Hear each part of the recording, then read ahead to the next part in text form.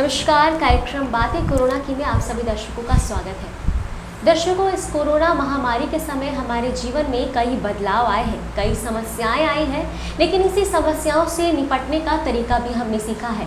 और वो कहते हैं ना कि विपत्ति के समय ही कई अवसर हमारे सामने आते हैं, उसका भी हमने परिमाण देखा है। हमारे देश के माननीय प्रधानमंत्री जी ने इस कोरोना काल से निपटने के लिए और देश को आत्मनिर्भर बनाने के लिए आत्मनिर्भर भारत की भी पहल की है, जिसे जुड़ने के लिए इसे ज़्यादा से ज़्यादा लोगों को प्रेरित भी किया जा रहा है। इसी पर आज हम बातचीत करेंगे कि किस तरह से आत्मनिर्भर भारत के तहत आज हमारे देश के जो किसान हैं, जो मजदूर हैं, जो श्रमिक हैं, मछली पालन से जुड़कर जीवन में विकास कर सकते हैं। और इस पर बातचीत करने के लिए आज हमारे साथ मौजूद है आशीष कुमार, सेवानिवृत्त उप मत्स्य निदेशक, झारखंड सरकार। सर, आपका बहुत बहुत स्वागत है हमारे इस कार्यक्रम में।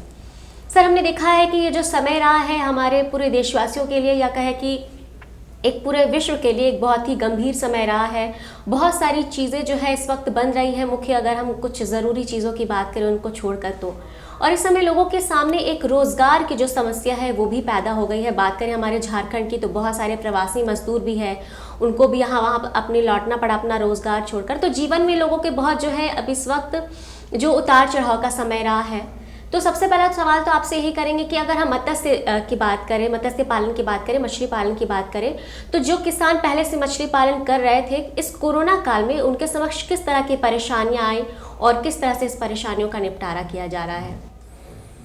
बहुत अच्छा प्रश्न है आपका। कोरोना काल में जो परेशानियां हमारे मत्स्य पालकों को आ रही है, वो एक तो है कि मछली का दाना मिलने में दिक्कत, कठिनाई हो रही, चूँकि परिवहन तो बंद है। तो ऐसे में जो है सो मछुआरे भाइयों को जो मछली को खिलाते हैं उसमें परेशानी आ रही है।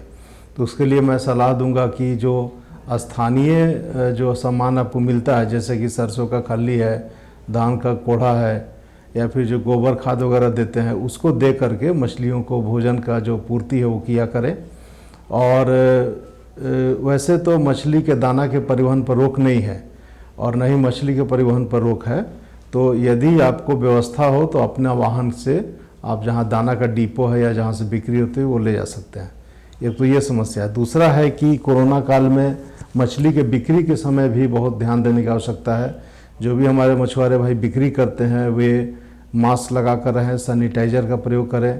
और कभी कभी क्या होता है, जब ताज़ी मछली बाज़ार में आती है तो जो ग्राहक है वो अपने आप को रोक नहीं पाते और भीड़ लगा देते हैं। ये हम लोग कई जगह समस्या हम लोग झेल रहे हैं। तो उसमें जो है सामाजिक दूरी को बनाए रखना बहुत ज़रूरी है, उसको ध्यान देना है। और जो भी आपके मछली काटने का औजार हैं उनको सैनिटाइज करके रखना है। इस तरह से सावधानी देने से क्या होगा कि कोरोना फैलने की आशंका कम रहेगी, सभी लोग स्वस्थ रहेंगे। जी सर, ये बहुत ही महत्वपूर्ण आपने बात बताई कि वैसे खान पान जो है हमारे जीवन का हिस्सा है, और अगर इस तरह की चीज़ें बाज़ार से लोग लाते हैं तो खरीदने वाले और बेचने वाले दोनों को इन बातों का ध्यान रखना ज़रूरी है, जिससे जो संक्रमण है इसको बढ़ने से रोका जा सके। सर, बढ़ेंगे कार्यक्रम की तरफ तो आपसे अगला सवाल ये करना चाहूँगी कि प्रधानमंत्री मत्स्य संपदा योजना जो है, जिसके बारे में हम लगातार सुन रहे हैं और आत्मनिर्भर भारत की तरफ जो बढ़ने के लिए भी इस योजना की बहुत सारी बातें सामने आ रही है, तो ये पूरी योजना है क्या और किस तरह से इसका लाभ मिलेगा? देखिए, ये भारत सरकार की एक बहुत ही महत्वाकांक्षी योजना है। ये 5 वर्षों की योजना है जो 2019 में ये लागू किया गया और 2024-25 तक चलेगा। इस योजना की कुल राशि है 20,050 करोड़ रुपए। इसमें केंद्र सरकार, राज्य सरकार और जो कुछ लाभान्वित हैं जो लाभ लेंगे इसका, तीनों के भागीदारी से चलेगी। कुछ योजना ऐसा है जिसमें केंद्र सरकार सीधे ही राशि व्यय करेगी, कुछ योजनाओं में राज्य सरकार केंद्र सरकार मिलकर करेगी, और कुछ में लोगों की भागीदारी है, जिसमें कि सामान्य लोगों के लिए 40% अनुदान की व्यवस्था है और अनुसूचित जाति, जनजाति, महिलाएं और जो दिव्यांगजन है उनके लिए 60% अनुदान की आवश्यकता है। तो इस योजना में मुख्य उद्देश्य यह है कि देश का जो मछली उत्पादन है वो बढ़े, खास करके जो अंतर्देशीय मछली पालन है, यानी जो मीठा जल से मछली उत्पादन है, उसका जो अभी औसत उत्पादन हो रहा है 1 हेक्टेयर से 3,000 किलो, 3 टन, उसको इस योजना अवधि तक बढ़ा के 6,000 किलो करना है, यानी 6 टन करना है। तो एक बहुत ही महत्वाकांक्षी जो है ये लक्ष्य है, और इसको पूरा करने के लिए बहुत सारी योजनाएं जो हैं उनको इसमें रखा गया है। आप समय यदि है तो मैं आपको बताऊंगा एक एक करके। इसमें है कि आप हैचरी बना सकते हैं। मछली का जो बीज उत्पादन होता है उसके लिए हैचरी बनाना है, उसके लिए 25 लाख रुपए की योजना है, जिसमें 40% अनुदान है। अनुसूचित जाति जनजाति महिलाओं के लिए 60% अनुदान है। तो जिनके पास पर्याप्त ज़मीन है, तालाब है, वो हैचरी की योजना ले सकते हैं। इसके अलावा फिर जो नया तालाब बनेगा उसके लिए अनुदान की व्यवस्था है। नया तालाब के लिए व्यवस्था है 7 लाख रुपए प्रति हेक्टेयर का। इसके अलावा इस योजना में आप बर्फ़ का फैक्ट्री लगा सकते हैं, मछली का दाना का फैक्ट्री लगा सकते हैं, रंगीन मछली का ब्रीडिंग कार्य है या उसका दुकान लगाना है वो लगा सकते हैं, फिर मार्केट बना सकते हैं। इस तरह से बहुत सारी योजना है जो मछली पालन के जो भी इसमें मतलब कार्यक्रम है सबके लिए योजना का इसमें व्यवस्था किया गया है। तो जो भी किसान भाई चाहेंगे इस योजना का लाभ लेना, वो इसके लिए एक डीपीआर तैयार करेंगे, प्रोजेक्ट रिपोर्ट, और अपने ज़िले में आवेदन करेंगे। जिला में एक समिति है उपायुक्त की अध्यक्षता में, वहाँ से वो पारित होगा, फिर राज्य में आएगा, फिर राज्य से भारत सरकार में जाएगा। ये व्यवस्था किया गया है। तो इसके द्वारा जो है सो आत्मनिर्भर भारत की ओर जो है हमारे मछुआरे भाई भी सहयोग कर सकते हैं। जी सर, बहुत ही इम्पॉर्टेंट बात बताई है आपने कि जो भी किसान इस मछली पालन से जुड़ना चाहते हैं उनके लिए जो पूरा कार्यक्रम है वो सर ने बहुत ही बेहतर तरीके से बताया है कि किस तरह से वो तैयार कर सकते हैं अपना प्रोजेक्ट और किस तरह से अपने जो जिला में है वहाँ पर आप पहुँचा सकते हैं इसको। और सिर्फ मछली पालन के लिए सिर्फ इतना ही सीमित नहीं है कि आप मछली पालें और उसको बाजार में ले जाकर बेचें, इसके अलावा भी इससे बहुत सारी जो है कार्य है जो जुड़े हुए हैं, जैसे कि सर ने बताया। तो इस अलग अलग चीज़ों से भी जुड़कर आप ज़्यादा से ज़्यादा लाभ कमा सकते हैं। सर, ये तो बात हुई प्रधानमंत्री मत्स्य संपदा योजना की। एक योजना है FIDF योजना, इसके बारे में भी सर आपसे जानकारी चाहेंगे। FIDF भी एक बहुत ही महत्वाकांक्षी योजना है, फिशरीज इंफ्रास्ट्रक्चर डेवलपमेंट फंड। उसमें है कि जैसे इंफ्रास्ट्रक्चर जो है आधारभूत संरचना बनाने के लिए उसके लिए भी राशि की व्यवस्था है। उसके लिए राज्य सरकार के माध्यम से आवेदन किया जाएगा, जो कि नाबार्ड के द्वारा इसका कार्यान्वयन किया जा रहा है। तो उसमें जैसे कि आपको लैंडिंग साइट बनाना है या हैचरी बनाना है या फीड फैक्ट्री बनाना है, ये सब बड़े बड़े कार्य जो हैं उसमें किए जा सकते हैं। जी, तो ये भी एक बहुत जो किसानों को अगर आगे बढ़ना है या मछली पालकों को जो आगे बढ़ना है तो ये योजना भी उसमें काफ़ी लाभकारी है। सर, जैसे कि हम बात करते हैं किसानों की या श्रमिकों की, तो इनके लिए बहुत सारी योजनाएं हैं। और जैसे कि हम किसान क्रेडिट कार्ड की बात सुनते हैं जिससे किसानों को आगे फ़ायदा मिलता है या सरकार की तरफ से ऋण लेने में उन्हें सुविधा प्राप्त होती है, वैसे ही आज मत्स्य पालकों के लिए भी KCC की जो सुविधा है वो दी जा रही है। तो किस तरह से इस सुविधा का लाभ उठा सकते हैं, किस तरह से KCC का क्या क्या लाभ है, इसके बारे में आपसे जानकारी चाहेंगे। बहुत अच्छा प्रश्न है ये। हमारे किसान भाइयों के मत्स्य किसान भाइयों के लिए रिजर्व बैंक के द्वारा अभी हाल ही में KCC की सुविधा उपलब्ध कराई गई है। इसके लिए बिल्कुल काफ़ी तेज़ी से जो है सो कार्य किया जा रहा है। और इसमें हमारे किसान भाइयों को जो बीज उत्पादन है, मछली का बीज उत्पादन या फिर मछली पालन या फिर केज कल्चर, इन सब कार्यों के लिए एक यूनिट कॉस्ट, एक इकाई मूल्य निर्धारित किया गया है। हर एक ज़िले के लिए अलग अलग है और उसके लिए वो आवेदन कर सकते हैं। स्थानीय बैंक से बात करेंगे और जो जिला मत्स्य कार्यालय है वो भी उनको उसमें सहयोग करेगा। तो मत्स्य विभाग से संपर्क करके उसका जो फॉर्म है, जो आवेदन पत्र है भारत सरकार के द्वारा बनाया हुआ, उसमें आवेदन करेंगे तो उनको KCC की सुविधा मिलेगी। इसमें है कि एक बार आप राशि लेकर के वापस करते हैं तो आपका लिमिट बढ़ जाएगा। इस तरह से ये 10 लाख रुपए तक ये जा सकता है। ये आपकी क्षमता के ऊपर है और आपके उपयोग करने के ऊपर में है। जी सर, लगातार हम जो बात कर रहे हैं कई सारी योजनाएं हैं और इनके लाभ की भी बात की जा रही है, लेकिन एक बात करें किसी राज्य के विकास में तो वहाँ के उद्योग और वहाँ के व्यवसाय किसी राज्य के विकास में बहुत ज़्यादा महत्वपूर्ण भूमिका निभाते हैं। तो मछली पालन की बात करें तो हमारे झारखंड राज्य की सरकार की तरफ से इस मछली पालन को आगे बढ़ाने के लिए किस तरह से कार्य किए जा रहे हैं, क्या क्या सुविधाएँ दी जा रही हैं? देखिए, झारखंड राज्य गठन के बाद से ही मत्स्य पालन को बढ़ावा देने के लिए कृत संकल्प है। सरकार की ओर से बहुत सारी योजनाएं चल रही हैं, जिसमें जो भी हमारे किसान भाई नया तालाब बनाना चाहते हैं उसके लिए अनुदान की व्यवस्था है। इसके अलावा जलाशयों में बीज का संचयन कराया जाता है। इसके अलावा जलाशयों में केज कल्चर कराया जा रहा है, जिसमें काफ़ी लोग को रोज़गार मिल रहा है। फिर मछली का बीज उपलब्ध कराने के लिए ग्रामीण क्षेत्रों में जो हमारे किसान भाइयों के पास, जिनके पास तालाब है, उनको प्रशिक्षण दे करके उनको मछली का स्पॉन जो है वो उपलब्ध कराया जाता है। साथ में जाल और दाना उपलब्ध कराया जाता है, जिससे कि वो बीज तैयार करे और स्थानीय स्तर पर ही बीज की बिक्री कर सके। इसमें मैं ये भी चाहूँगा कहना कि जो हमारे प्रवासी मजदूर जो वापस आए हैं उनके लिए भी बहुत बड़ा ये अवसर है कि वो अपने गांव में जो सरकारी तालाब है या जो निजी तालाब है उसका पता लगा करके जिला का जो मत्स्य कार्यालय है वहाँ संपर्क करें, उसकी बंदोबस्ती ले ले, उसमें मछली पालन करें। इसके अलावा जो तालाब हमारा मौसमी है या जो छोटे तालाब है उसमें बीज का उत्पादन करें। बीज की बहुत कमी है राज्य में और स्थानीय स्तर पर बीज उपलब्ध नहीं रहने से बहुत से तालाब में बीज नहीं पड़ता है, जिसके कारण उत्पादन नहीं हो पाता है। तो ये दो जो है बहुत बड़ा अवसर है जिसका लाभ वो लोग सीधे उठा सकते हैं। इसके अतिरिक्त यदि उनके पास थोड़ा व्यवस्था है राशि की तो वो हैचरी भी बना सकते हैं, हैचरी बना करके स्पॉन उत्पादन कर सकते हैं। इस तरह से कई कार्य वो भी कर सकते हैं जो हमारे प्रवासी भाई हैं। जी सर, यहाँ पर प्रवासी मजदूरों की बात की आपने, तो अगला सवाल इस पे ही जो लेना चाहेंगे कि इस कोरोना काल में हमने देखा है जो प्रवासी मजदूर हैं उनके लिए बहुत ज़्यादा समस्याएं सामने आई हैं। बाहर से अपना रोज़गार छोड़कर अपने राज्य में अब इनका वापसी हो रहा है, तो इनके लिए रोज़गार के जो साधन हैं वो बहुत ज़्यादा ज़रूरी है। और जैसा कि आपने बताया कि जो प्रवासी मजदूर है ये मछली पालन से जुड़ सकते हैं, तो किसी भी कार्य को बेहतर ढंग से करने के लिए बेहद ज़रूरी है कि उसके बारे में जानकारी हो, उसका प्रशिक्षण। तो मछली पालकों के लिए किस तरह से इस कार्य से अगर कोई जुड़ना चाहते हैं तो उनके लिए कहीं कोई प्रशिक्षण की सुविधा है, किस तरह से प्रशिक्षण ले सकते हैं वो? देखिए, राज्य सरकार का प्रशिक्षण की तो एक पूरी योजना है, लेकिन अभी कोरोना काल में चूँकि बहुत लोग का एक जगह इकट्ठा होना संभव नहीं है, इसलिए अभी प्रशिक्षण प्रारंभ नहीं हुआ इस वर्ष।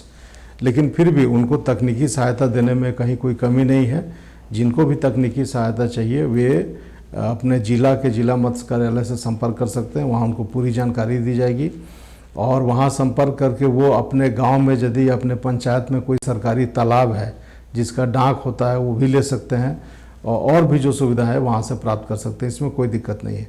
साथ ही रांची में मत्स्य निदेशालय है, प्रशिक्षण केंद्र है, अनुसंधान केंद्र है, वहाँ भी संपर्क करके जानकारी ले सकते हैं। जी, तो इन जगहों पर आसानी से जो है ट्रेनिंग ले सकते हैं और अगर इस कार्य से जुड़ना चाहते हैं तो ट्रेनिंग के साथ आप इस कार्य से भी जुड़ सकते हो। और जैसा कि हमने देखा है और सर ने भी बताया है कि किस तरह से केंद्र सरकार की बहुत सारी योजनाएं चलाई जा रही हैं, राज्य सरकार की तरफ से बहुत सारी सुविधाएं दी जा रही हैं, जिससे ज़्यादा से ज़्यादा लोग इस मत्स्य पालन से जुड़ सके और जो है अपना खुद का एक रोज़गार जो है वो स्थापित कर सके। सर, जो पहले से मछली पालन कर रहे हैं, मछली पालक है, वो उनको इस व्यवसाय को बढ़ाने के लिए और किस तरह की सुविधा दी जा रही है और किस तरह से वो कार्य कर सकते हैं? देखिए, मछली उत्पादन तो ग्रामीण क्षेत्र में हो ही रहा है। एक समस्या होता है परिवहन का कि उनको जो है मार्केट तक लाने के लिए क्या व्यवस्था है। तो इसके लिए प्रधानमंत्री मत्स्य संपदा योजना में भी व्यवस्था है और मत्स्य विभाग के जो विपणन योजना है उसमें भी ऑटो रिक्शा के लिए अनुदान है, फिर मोबाइल कियोस्क के लिए अनुदान है, भारत सरकार की योजना में मोटरसाइकिल विथ आइस बॉक्स के लिए अनुदान है, यहाँ तक कि साइकिल विथ आइस बॉक्स के लिए भी अनुदान है। तो इस तरह से सरकार यह प्रयत्न कर रही है कि जो ग्रामीण क्षेत्र में मछली उत्पादन हो वो स्थानीय बाजार तक आसानी से पहुँच जाए और उसके लिए सरकार सुविधा दे रही है।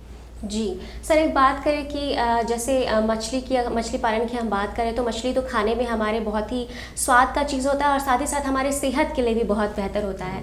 तो झारखंड के अगर हम परिप्रेक्ष्य की बात करें, वैसे तो सभी तरह की मछलियों का पालन होता है, लेकिन झारखंड के परिप्रेक्ष्य से बात करें तो यहाँ पर किस तरह की किस प्रजाति की जो मछली है उसका पालन जो है ज़्यादा यहाँ के लिए लाभकारी है? देखिए, झारखंड में लगभग 70% लोग मछली खाते हैं, इसलिए यहाँ पर और लोगों का जो चॉइस है मछली खाने का वो भी काफ़ी बड़ा है। तो ज़्यादातर तो रेहू और कतला का यहाँ मांग है, उसका पालन करना चाहिए। इसके अलावा मांगुर, देसी मांगुर मछली का बहुत ज़्यादा डिमांड है, उसका पालन किया जा सकता है।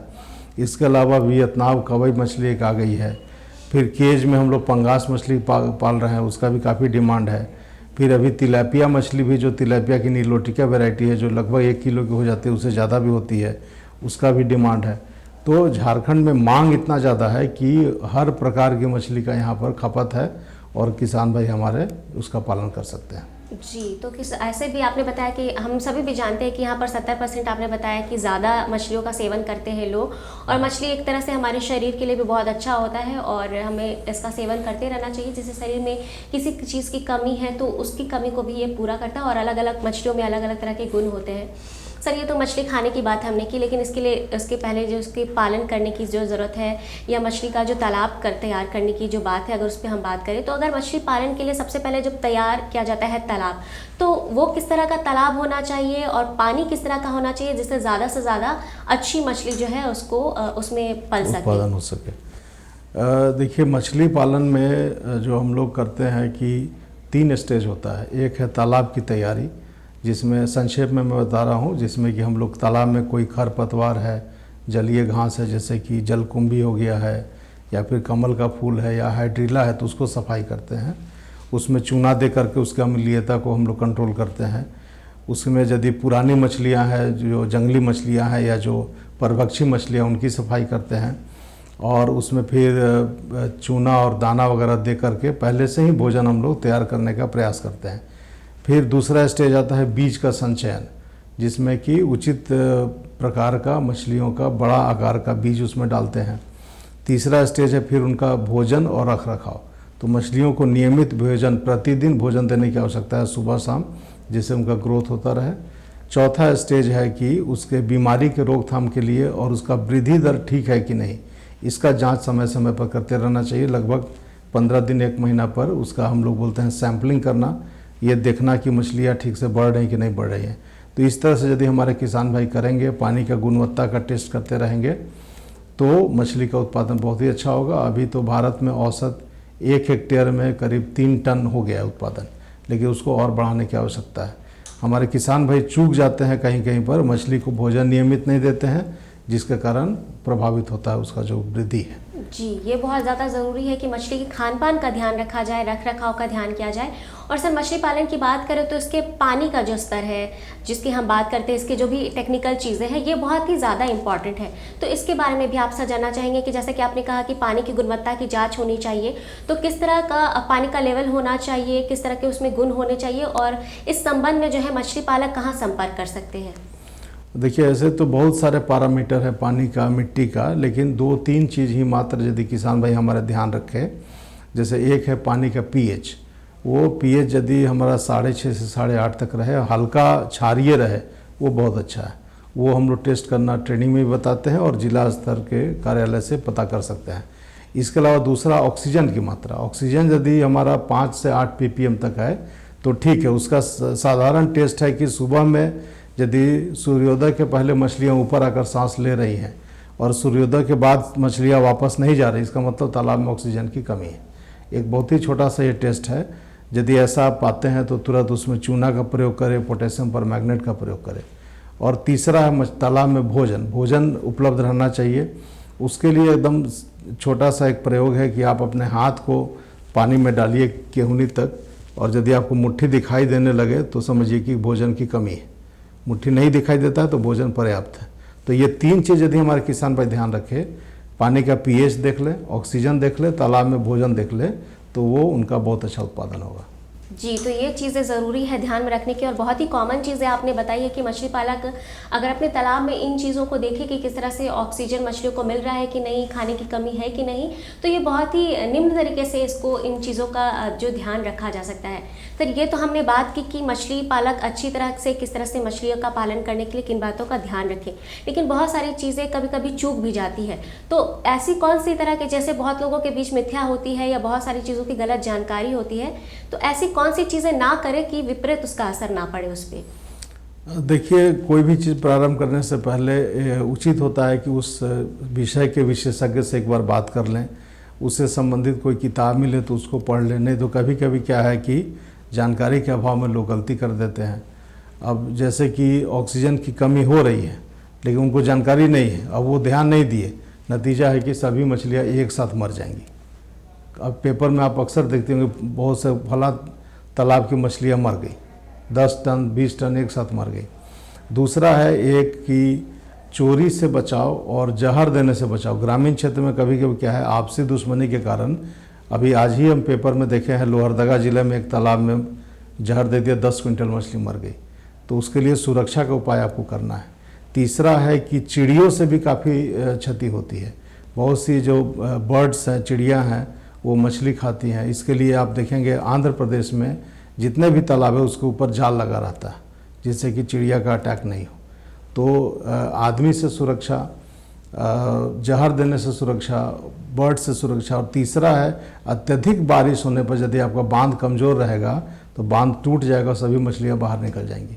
तो आपको देखना होगा कि वहाँ बारिश की क्या स्थिति है और उसके पहले से ही उसका उपाय करके रखना होगा। जी सर, ये बहुत ही इंपॉर्टेंट बात बताई आपने कि हम लगातार इन चीज़ों पर बात करें, योजनाओं की बात करें, सुविधाओं की बात करें, लेकिन अगर कुछ अलग हम इससे देखें तो ये भी बहुत बड़ी समस्याएं होती है जिसकी वजह से है काफ़ी नुकसान जो मछली पालकों को है वो झेलना पड़ता है। सर, आपने जैसे बरसात की बात की कि बरसात के मौसम में अगर पानी की मात्रा अधिक हो जाती है, बांध टूटने से भी मछली पालकों को नुकसान हो सकता है।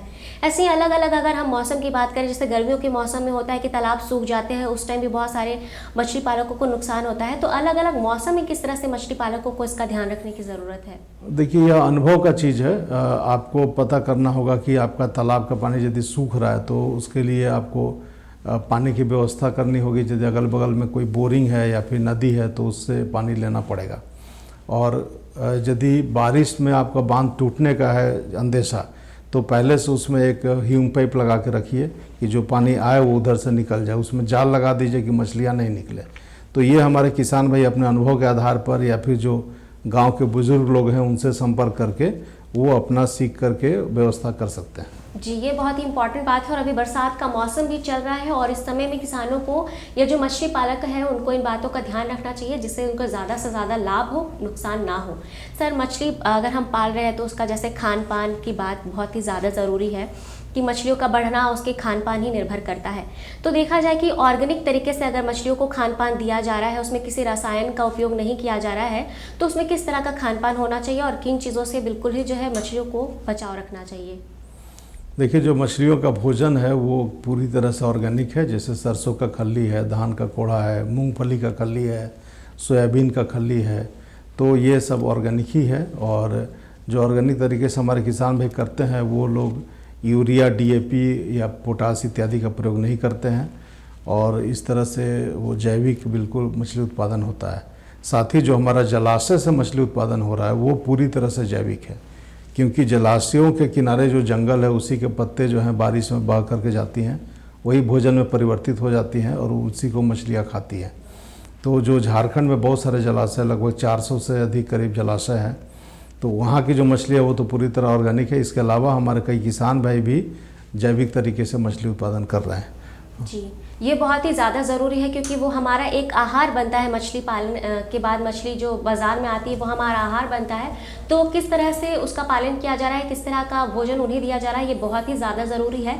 तो मछली पालक इसका भी ध्यान रखें। सर, आपने जो है मछली पालन के क्षेत्र में अपने पूरे जीवन काल का एक जो अहम हिस्सा है वो दिया है और इससे कई लोगों को जोड़ा है। तो आज आपसे चलते चलते सबसे आखिरी सवाल मेरा यही रहेगा कि जो हमारे दर्शक ये कार्यक्रम देख रहे हैं और आत्मनिर्भर भारत की तरफ भी आज जुड़ना बेहद ज़रूरी है लोगों को, तो इन दोनों चीज़ों को जोड़कर आप किस तरह से संदेश देंगे हमारे दर्शकों को कि आत्मनिर्भर भारत के तहत मछली पालन से ज़्यादा लोग जुड़े?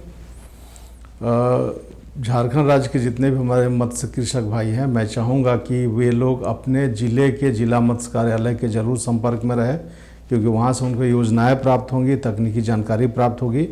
इसके अतिरिक्त रांची में हमारा अनुसंधान केंद्र है, प्रशिक्षण केंद्र है और मत्स्य निदेशालय है, तो यहाँ से भी संपर्क में रहे।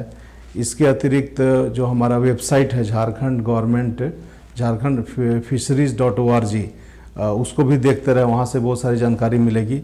लेकिन कभी भी अफवाहों में और गलत सलाह में नहीं पड़े। हमेशा कोशिश करें कि पदाधिकारियों से, विशेषज्ञों से मिल करके और वो अपना काम करें, जिससे कि वो इस क्षेत्र में आगे बढ़ सकते हैं। जी, ये बहुत ही ज़्यादा ज़रूरी है। जैसा कि सर ने बताया कि अफवाहों पर ध्यान ना दें और सलाह के साथ ही आगे बढ़े।